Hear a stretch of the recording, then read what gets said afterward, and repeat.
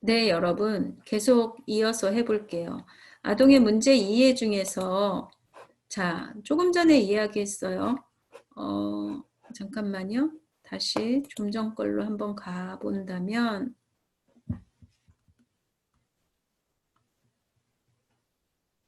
네.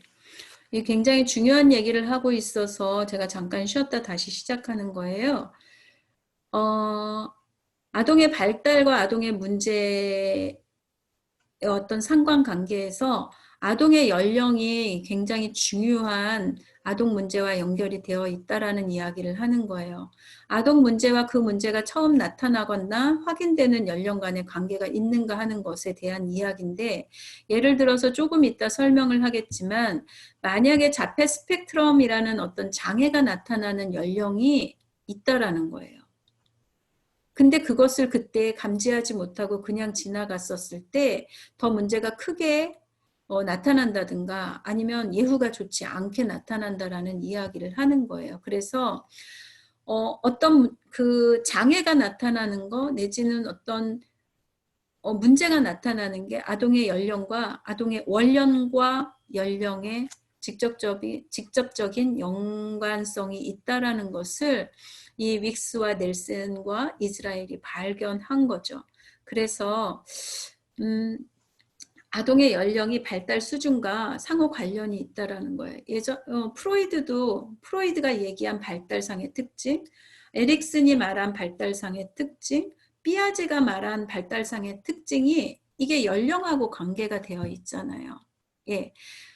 그 감각 운동기 내지는 신뢰대 불신 내지는 구강기가 발달하고 그 다음에 항문기가 발달하고 남근기가 발달하는 것처럼 이렇게 발달의 순서가 있고 연령하고도 관계를 나타내고 있는 것처럼 여기에서 얘기하는 것도 역시 아동의 문제가 발달상의 어떤 연령과 직접적인 관계가 있음을 얘기해 주는 거예요. 그래서 발달 수준에 따라 어떤 종류의 장애가 다른 장애보다 더 쉽게 발병할 수 있는 것을 얘기하고 있는 거고요. 장애가 일반적으로 언제 시작되는지 인식할 수만 있다면 아동과 청소년이 보이는 특정 문제의 어떤 징후에 더 민감하게 반응하고 적절하게 대응할 수 있다라는 이야기를 해주고 있는 거예요. 제가 작년에 한 아이에 대한 이야기를 지난 시간에 했는지 안 했는지 모르겠지만 다시 한번 한다면 지금 여기 표에 나타나는 것처럼 출생에서부터 6세까지 나타날 수 있는 만약에 어떤 발달상의 특징으로 나타난다면 자폐 스펙트럼 장애 같은 경우에는 연령이 6세에서 12세 그때 나타나는 게 아니에요. 출생해서부터 서서히 기미가 보이기 시작을 하는 거예요. 출생해서 만 0세였을 때 눈 마주침이 대부분 아이들은 되잖아요. 몇 개월 지나면 자기 이름을 부른다거나 뭔가 우리가 사인을 한다거나 했었을 때 우리가 양육자의 눈을 이렇게 아이가 마주치고 거기에 대해서 웃는다거나 뭔가 표정적으로 제스처로 이렇게 반응을 보이는데 자폐 스펙트럼 장애군에 들어있는 아이 같은 경우에는 일단은 눈 마주침이 안 돼요. 그게 어려서 나타나는 특징이 아니라요. 장애상의 문제로 나타나는 특징 중에 하나예요. 그래서 작년에 저희 어린이집에 입소한 아이가 만일세에 왔는데 전혀 눈 마주침이 아무하고도 안 되는 거예요. 그리고 수용 언어가 안 돼요. 예를 들어서 우리가 돌 이전에 짝짝꿍을 해보라고 얘기를 한다면 그 아이는 짝짝꿍을 해보라고 하는 그 말에 행동을 하잖아요. 도리도리 해보라고 그러면 도리도리 하지 않아요? 그런데 자폐 스펙트럼 장애 안에 있는 어떤 범주 안에 들어있는 아이는 그것을 표현해내지 못한다라는 거예요.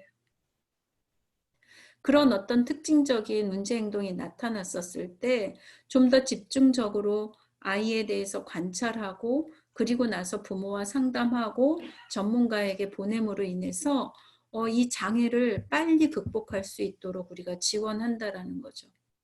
그래서 작년에 만 1세 때 온 아이를 저희가 4월에 적응 기간이 끝나는 동안, 적응 기간 동안 아이를 꾸준히 관찰했다가 문제가 발생했었을 때 부모님하고 4월에 상담을 진행을 했고요.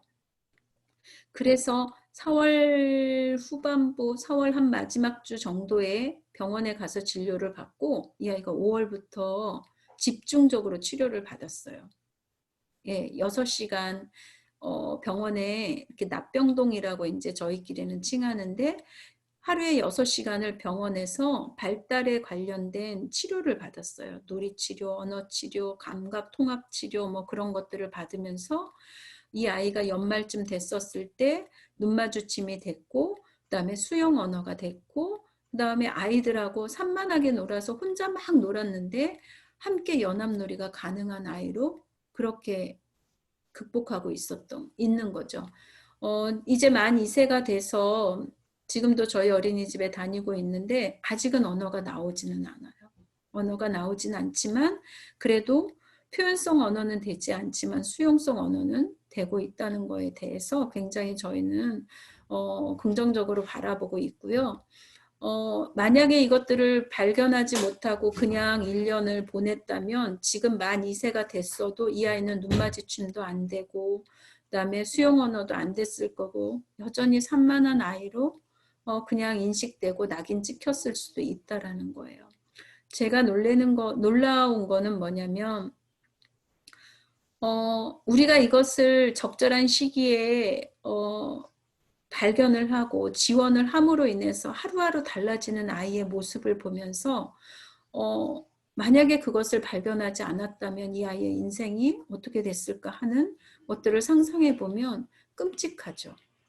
이 아이가 계속 한 인생을 살면서 장애인으로서 그냥 낙인 찍히고 장애인으로서 살 수밖에 없는 상황이 될 수도 있었던 것을 우리가 언제 발견하고 언제 그것에 대해서 대처했냐에 따라서 이 아이의 인생이 달라질 수 있는 거잖아요.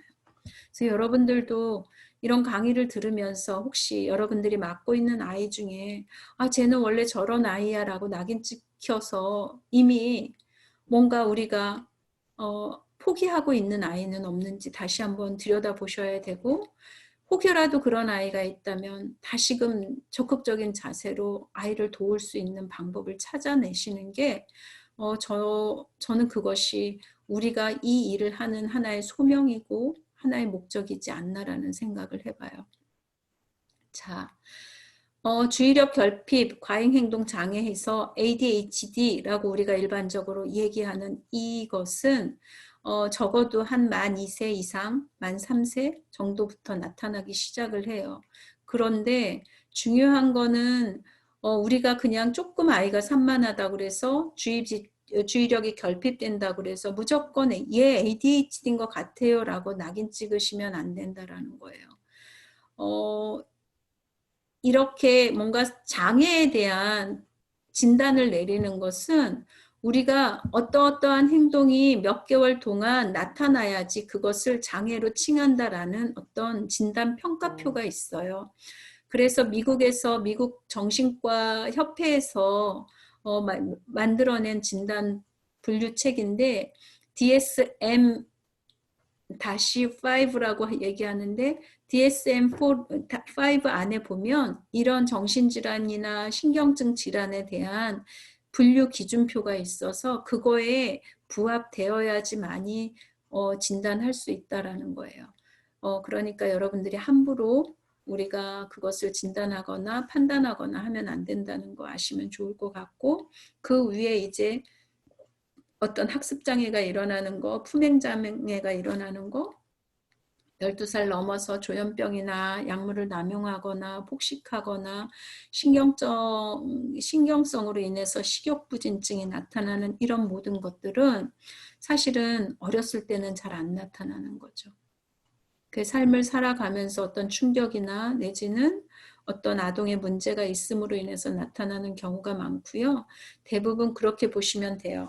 자폐 스펙트럼 장애를 가지고 있는 아이를 그냥 방치해 놨었을 때 주의력 결핍이나 과잉 행동 장애로 발전할 수 있고 이런 ADHD 성향을 가진 아이를 그냥 치료하지 않고 나눴었을 때 학습 장애와 품행 장애가 같이 올 수 있어요. 그리고 그 이후에 이런 것들로 인해서 사회적인 어떤 압력이나 내지는 이 아이를 바라보는 어떤 시각과 어떤 이 아이가 나타나는 문제 행동을 통해서 그 본인이 그것들을 긍정적으로 소화하지 못하고 했었을 때 나타나는 것들이 정신분열, 이제 조현병이라고 우리가 명칭을 바꿨는데 조현병도 나타나는 거고요. 약물도 남용하게 되고 또 정신적으로 뭔가 불안이 있다거나 화가 있거나 했었을 때 막 먹는 걸로 뭔가를 해소하려고 하는 폭식증도 나타나고요. 또 이렇게 식욕의 부진 상태도 나타난다라고 보시면 돼요. 네. 네, 아동 환경과 아동 문제 해가지고 나오는데 이것은 다음 시간에 하셔야 될 것 같아요. 오늘은 아동의 발달과 아동 문제에 관한 그런 내용을 다루어 봤고요.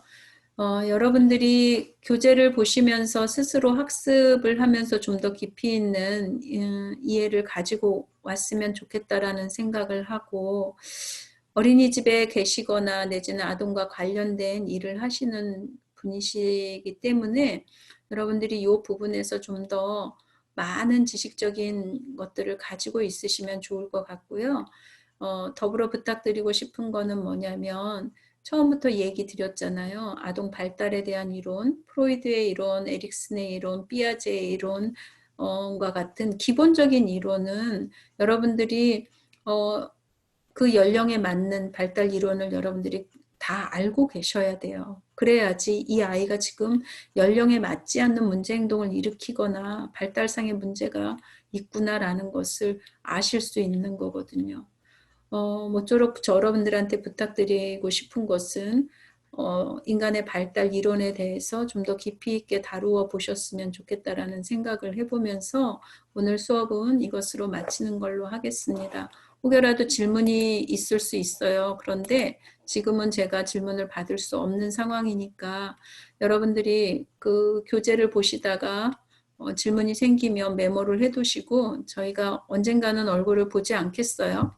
그 얼굴을 봤었을 때 강의를 들은 내용을 가지고 서로 토론해보면 좋을 것 같아요. 네.